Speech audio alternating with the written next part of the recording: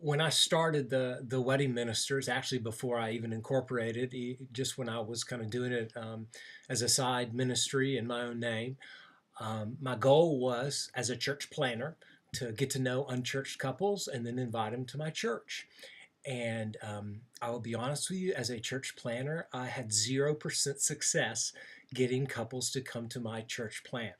I don't know why, but that was the fact.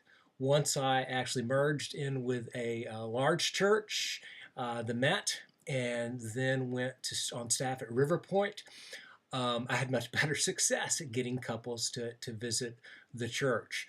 Um, who knows what that says about our society or about young couples, but that's just my experience. Some of our ministers have had tremendous success building relationships with couples and inviting them to attend church and seeing success there. And that, of course, is our prayer, is that we provide an entry point for a couple to get connected to the local body of Christ. So one thing we want to do, of course, is influence the couple.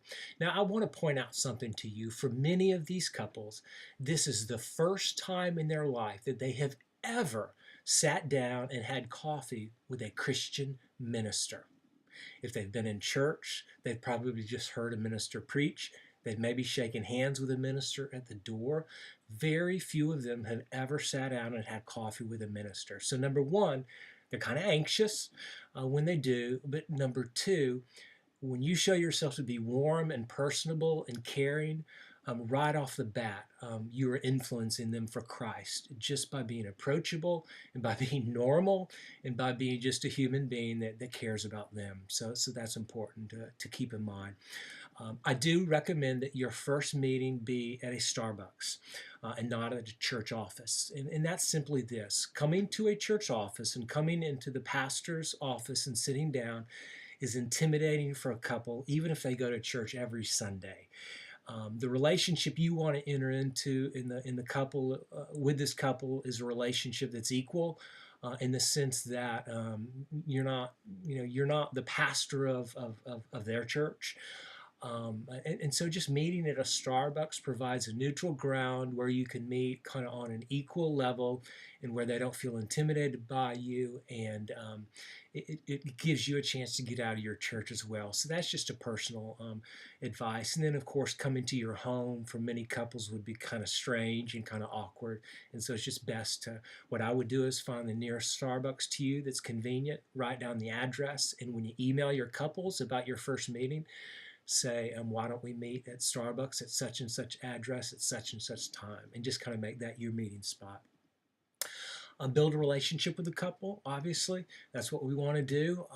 And then just let them know, hey, in the future, if you have needs, if you have questions about marriage or about spiritual life, shoot me an email, give me a call. I'd love to help you there. And you'll be surprised that couples will do that.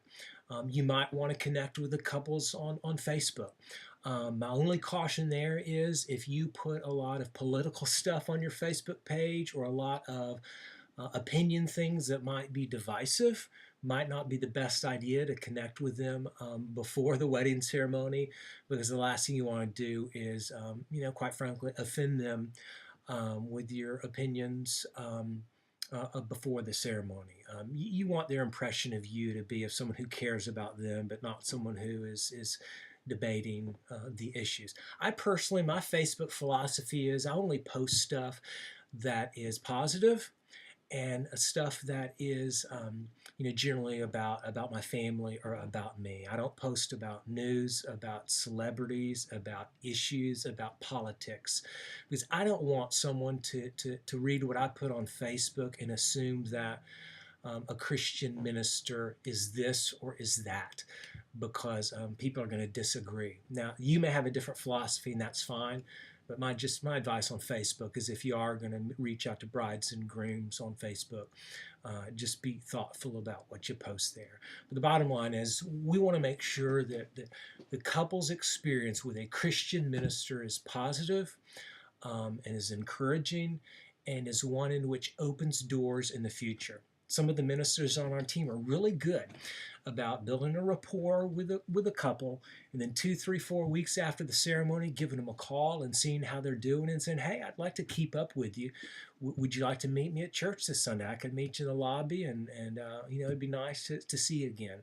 And that's a great way to open the door to the couple. Press on. Pray for the couple, build that friendship with the couple, and see what God does as you seek to be a positive influence for them in the name of Christ.